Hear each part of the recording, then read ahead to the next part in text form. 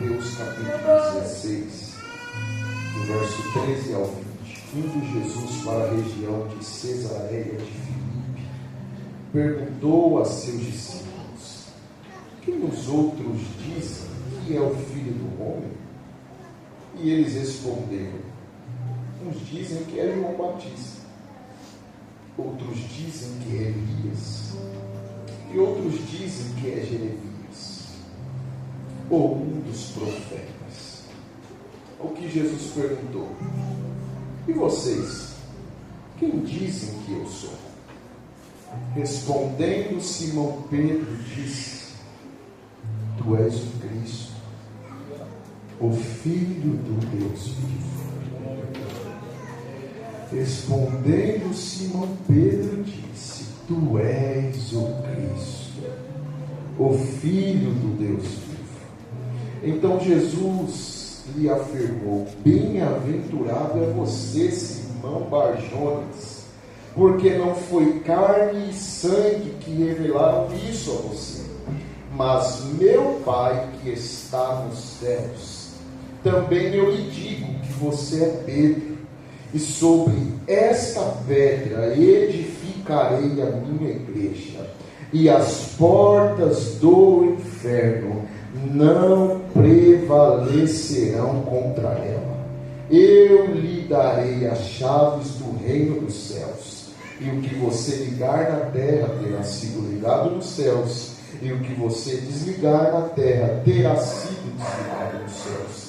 Então Jesus ordenou aos discípulos que não dissesse a ninguém que ele era o Cristo.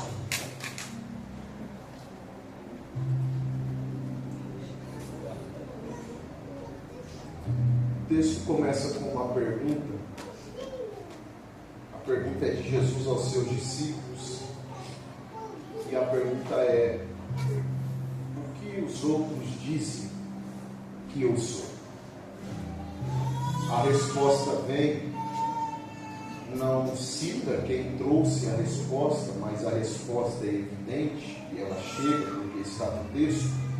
E a resposta é: uns dizem que tu és João Batista, outros estão dizendo que tu és Elias, outros falam que o Senhor é Jeremias, e tem outros também que estão falando que é um dos profetas.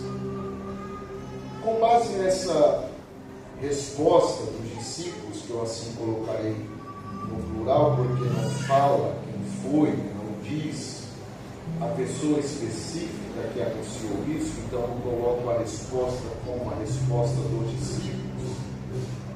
Com base nessa resposta, eu posso perceber que essa geração convivia com Jesus.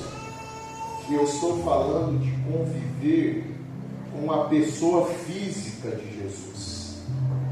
Eles veem Jesus, eles estão ouvindo a respeito de Jesus, porém eles ainda não o conhecem de verdade. Você consegue perceber isso com base na resposta dos discípulos? Porque eles não conhecem de verdade?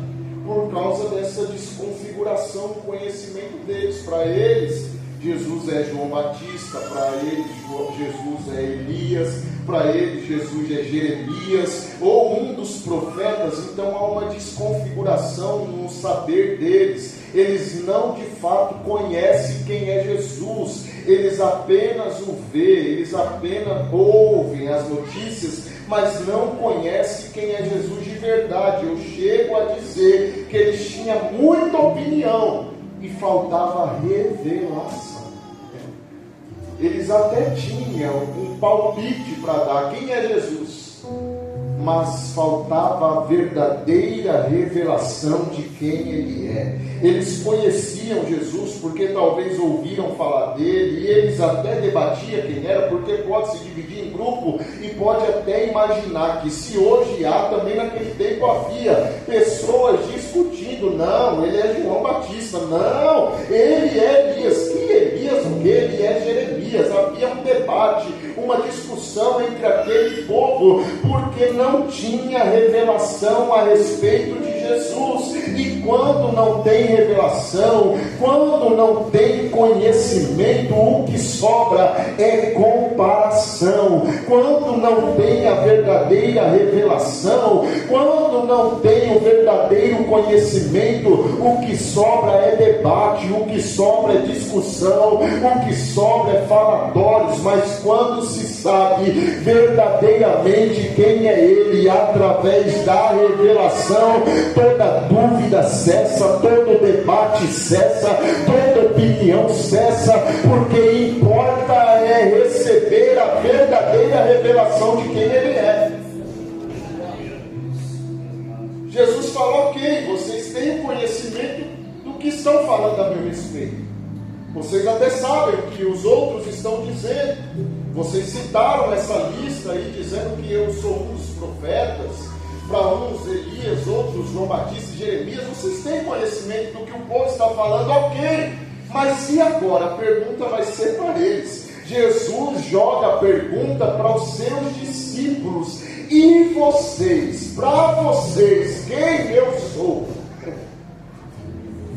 Essa pergunta nunca foi para os outros. Essa pergunta sempre foi para os seus discípulos. A pergunta desde o início de Jesus foi sempre para tocar no íntimo, no interior dos seus discípulos. Por isso que ele perguntou primeiro os outros e depois ele tocou no cerne da questão: e para vocês, quem eu sou? Jesus é muito intencional, irmãos. Ele foi muito intencional aqui com seus discípulos. Percebam, ele quer que os seus discípulos também tenham essa percepção. Ele quer que os seus discípulos tenham uma percepção, que é a percepção que ele quer que os seus discípulos tenham. A percepção que ele quer é: vocês estão inseridos no meio de uma geração confusa, vocês estão inseridos no meio de uma geração que debate, numa geração cheia de opinião, só que vocês não podem ter a mesma percepção dessa geração. O que Jesus quer chamar a atenção dos seus discípulos é: vocês não podem estar perdidos como esses outros lá fora que não me conhecem de verdade. Vocês não podem andar sem percepção igual essa geração anda. Vocês não devem ser como essa geração. Jesus está perguntando: quem sou eu para vocês? Porque Ele quer que a percepção seja diferente da dos outros. Há um silêncio, como há aqui. Quem eu sou para vocês? E vocês dizem: o que sou eu?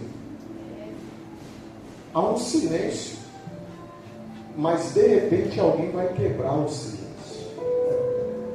Esse alguém, conforme o texto diz, é Pedro. Ele vai quebrar o silêncio. Não é o que o povo está achando, é o que o céu vai revelar. A partir de agora não tem achismo, a partir de agora vai ser uma revelação do céu. Não é o que o povo acha, é o que o céu revela. Eu vou repetir isso mais uma vez: o que importa não é o que os outros dizem, o que importa sempre será o que o céu vai nos revelar. O silêncio vai ser quebrado a partir de uma revelação que um homem recebeu. A saber, Pedro recebeu uma revelação. E qual foi a revelação? Ele vai responder a pergunta de Jesus, e a resposta dele é: tu és o Cristo, o Filho do Deus vivo. Se ele está proclamando a respeito do Deus vivo, é porque tem Deus morto também. Mas isso fica para outro dia. Ele está falando, a declaração é muito importante: tu és o Cristo, o Filho do Deus vivo. E eu acho muito importante essa declaração, porque ele não só está apenas dando um título bonito a Jesus. Jesus, agora o Cristo, não é só um título bonito. Ele não só está fazendo uma confissão normal, ele está aqui fazendo uma confissão profética e espiritual. Pedro. É uma revelação divina. E ele está fazendo essa declaração profética e espiritual. Perceba, ele está chamando Jesus de o Cristo, Filho do Deus vivo. Ele não está dizendo, tu é mais um profeta. Não é isso que ele está falando. Ele também não está pronunciando, o Senhor é um mestre que apareceu por aí. Não, ele não está falando isso. Muito menos ele está falando, o Senhor é como os outros que te antecederam, como João Batista, como Elias, como Jeremias. Não, perceba, não é isso que ele está falando. O que ele está dizendo é uma revelação do céu, e a revelação é: tu és o Cristo, tu és o Cristo. No grego, Cristos, no hebraico, Machia. O que ele está dizendo é: tu és o ungido de Deus. Eu reconheço através da revelação do céu que o Senhor é o ungido. Tu és aquele que carrega a unção que nenhuma geração que antecedeu o Senhor carregou. Ninguém veio com a unção do Senhor, ninguém teve a autoridade do Senhor. Ele está reconhecendo sobre ti a unção que veio dos céus. Tu és o ungido, Cristo de Deus.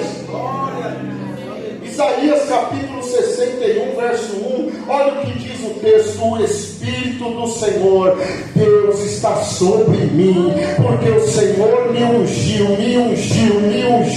Eu sou um ungido, porque eu recebi a unção do Senhor. O Senhor me ungiu. Para que o Senhor te ungiu? Para pregar boas novas aos pobres. Enviou-me a curar os quebrantados de coração, a proclamar libertação aos cativos e a pôr em liberdade os algemados, a apregoar o ano aceitável do Senhor, o dia da vingança do nosso Deus, e mais, para consolar todos os que choram. Ele é o Cristo, ele é o ungido de Deus, e porque ele é o Cristo, por isso nós não seguimos uma ideia, nós não seguimos apenas uma ideia lançada, nós seguimos o ungido de Deus, nós seguimos Cristo, nós não seguimos uma religião, nós não seguimos uma memória histórica, nós não seguimos nada que seja o homem que fez, que produziu. Nós seguimos o Cristo, o ungido, prometido, revelado, o Emmanuel, que é Deus conosco. Nós seguimos aquele que foi predito por Isaías: maravilhoso conselheiro, Deus forte, Pai da eternidade e príncipe da paz. Oh, glória.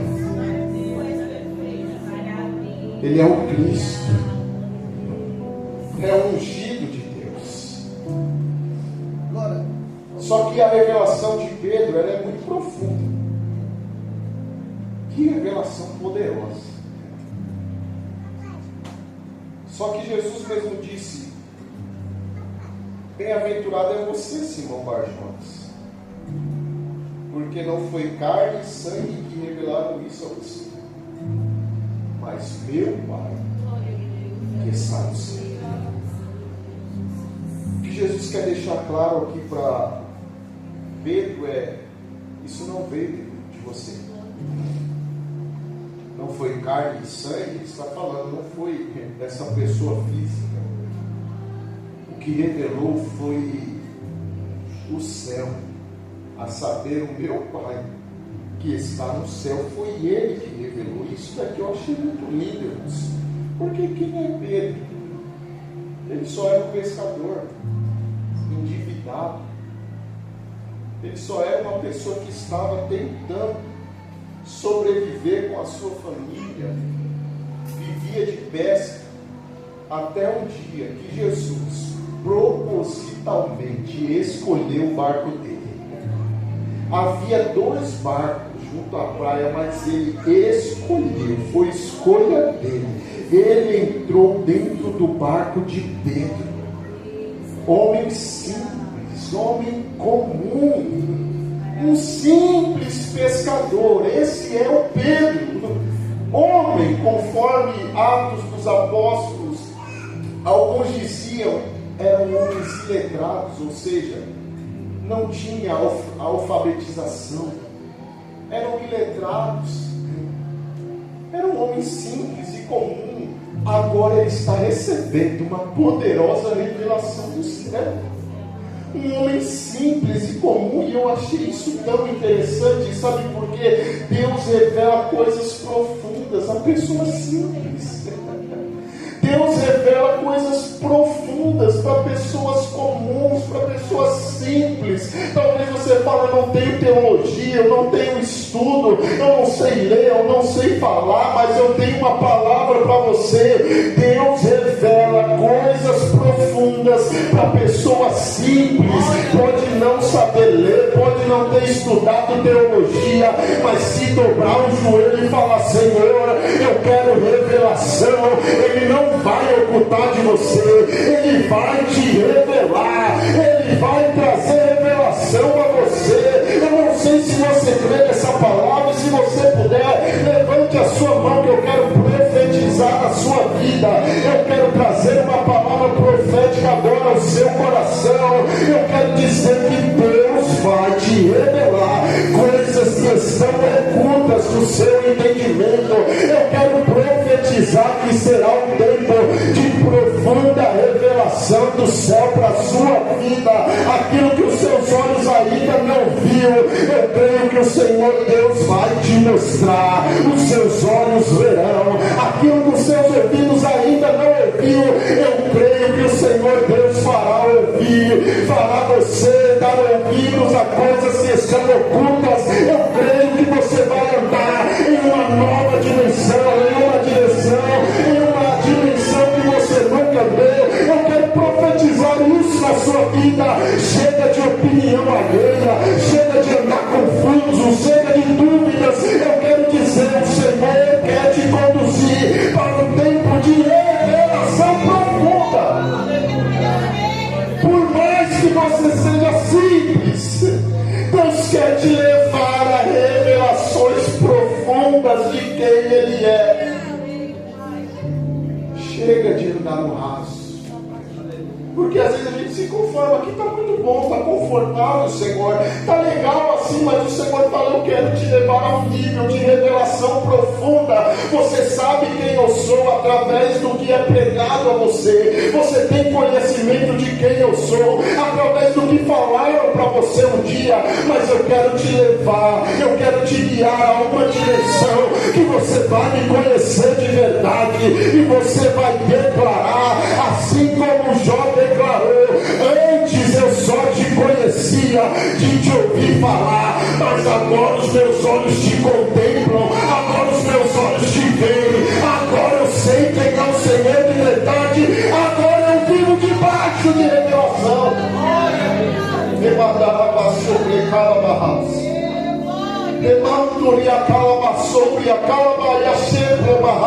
Não é mais informação que o Senhor quer te dar. Você não está aqui para ser preenchido de informação. Você não está aqui para sair cheio, estufado de informação, retendo informação. Não é isso. O Senhor quer que você ande debaixo de revelação.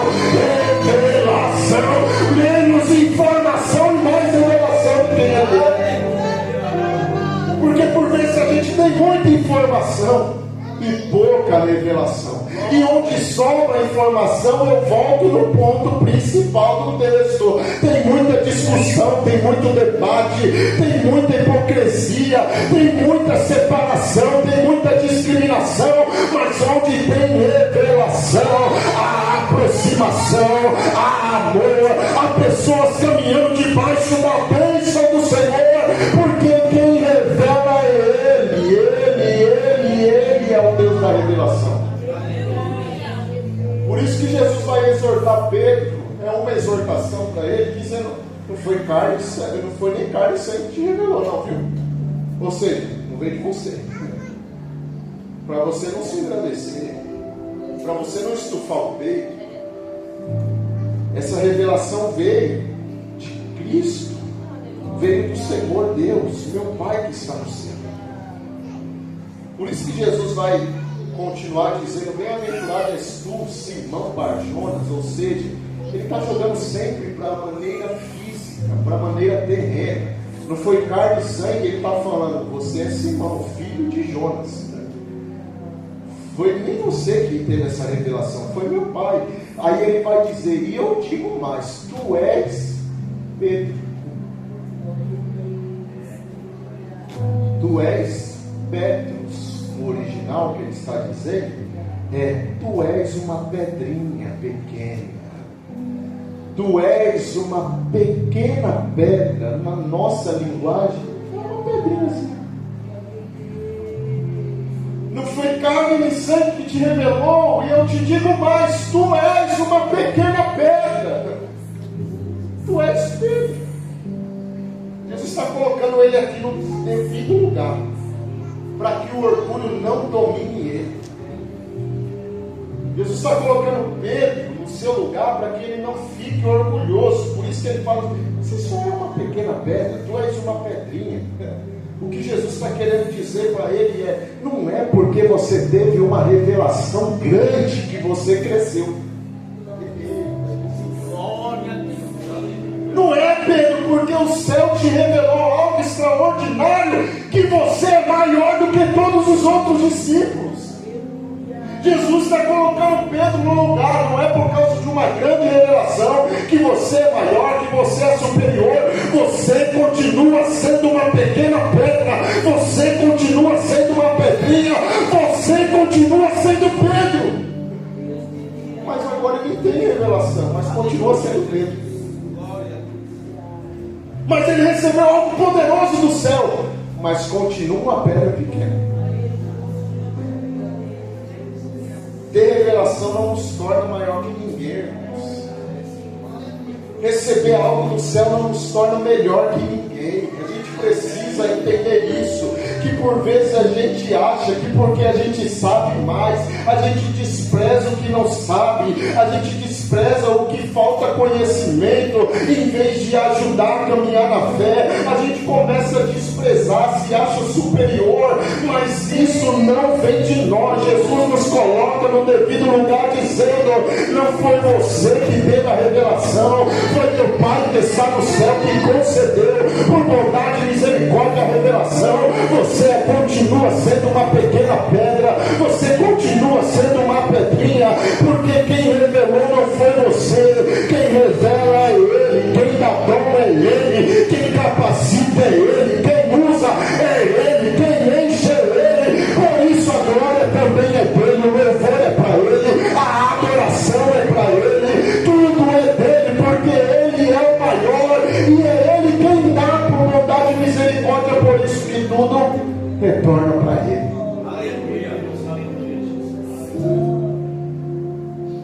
Não é porque ele recebeu a revelação que ele se tornou o principal dos discípulos. Ele continua sendo o Pedro. A revelação ela pode ser muito grande, muito extensa, muito grande. Pode ser a maior revelação, mas o vaso continua sendo de barro.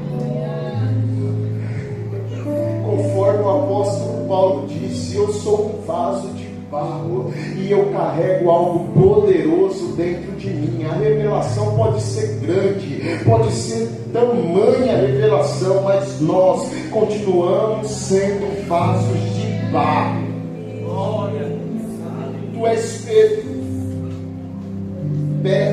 pedra pequena, que diz o texto. E aí Jesus vai dizer: e sobre esta pedra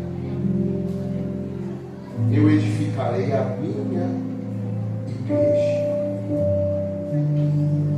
Sobre esta pedra eu edificarei a minha igreja. A igreja tem dono. Você sabia que é a primeira vez que vai aparecer a palavra igreja? E ela foi falada por ele, o dono dela. Por isso ele disse: eu edificarei a minha. A igreja é do Senhor, a igreja é dele. A igreja tem dono, o dono é o Cristo, o dono é o ungido, ele é o dono da igreja. Eu te digo, tu és Pedro, e sobre esta pedra eu edificarei a minha igreja. O que ele está dizendo aqui é: tu és Pedro, uma pedra pequena, mas sobre esta pedra, ele aponta para ele, essa pedra é pedra do original grego e significa uma rocha firme, uma pedra de fundamento, uma base firme. Ele está dizendo: você é só uma pequena pedra, você, Pedro, é somente um pedrisco, mas eu, a pedra fundamental, sobre essa pedra que também é a revelação que você teve, sobre essa revelação, sobre esta pedra, eu edificarei a minha igreja. A igreja está fundada em Cristo, a igreja foi fundamentada, o fundamento é Cristo. Nós não estamos firmados em homens, Cristo é o fundamento da igreja. Nós não estamos firmados em apóstolos, Cristo é o fundamento da igreja. Nós não estamos fundamentados em santos, Cristo é o fundamento da igreja. Nós não estamos fundamentados em títulos, em tradições, em ministérios, Cristo é o fundamento da igreja.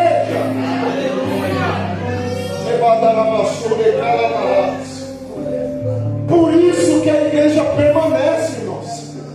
Por quê? Porque nós temos um firme fundamento, a pedra angular, a pedra principal, a rocha firme, a pedra de fundamento é Cristo. Por isso que a igreja permanece até o dia de hoje. Aleluia. Nero tentou, perseguiu, mas a igreja venceu.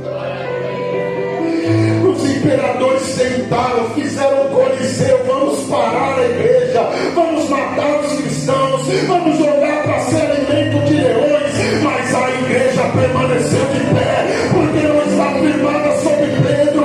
A rocha verdadeira é Cristo Jesus, é quem sustenta a igreja.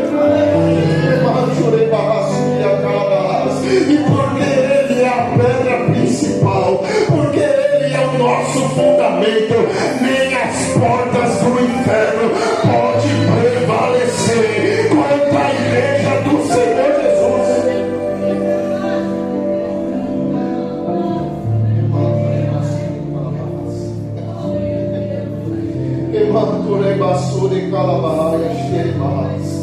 Se a igreja fosse firmada em homens, ela já teria caído. Se a igreja fosse firmada em homens, já teria caído faz muito tempo.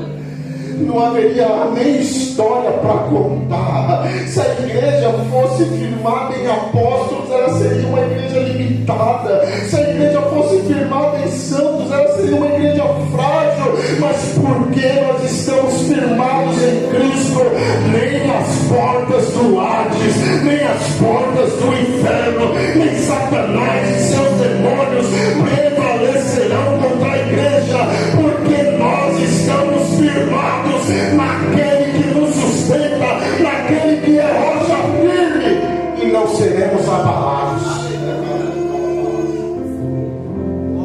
Se nós estivéssemos firmados em homens, nós estaríamos firmados com o nosso fundamento sobre a areia. Ia vir a chuva, o vento, a tempestade, e a casa cairia. Mas porque nós estamos firmados na rocha, vem chuva, vem vento, vem tempestade, vem demônio, vem potestade, vem hostes espirituais da maldade, toda porta do inferno pode se levantar, mas nós somos aqueles que estamos debaixo da promessa, firmados em Jesus, muralha forte. Podem pelejar, podem tentar contra nós, mas não prevalecerão. O inimigo pode investir com planos terríveis, pode desanimar um daqui, outro dali, mas ele não vai acabar com a igreja de Jesus. Ele pode até levar um para fora, ele pode até chamar um para jogar no seu time, para andar do lado de fora com ele, mas a igreja vai prevalecer, a igreja vai continuar, confusão no meio, mas o Senhor desfaz a confusão e a igreja continua. Ele pode até tentar com carros de guerra, mas o Senhor queima os carros no fogo. Ele pode até tentar com arcos, com flechas, mas o Senhor quebra as flechas. Ele pode até tentar com laços, mas o Senhor desfaz o laço, porque a igreja está firmada nele e as portas do inferno não prevalecem.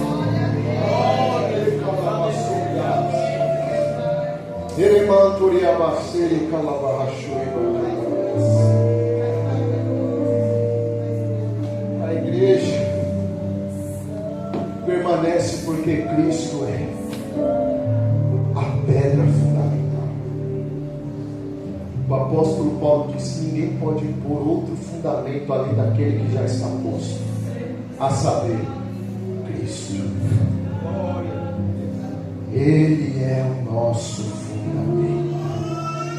Homens falham, ministérios falham, mas Cristo permanece.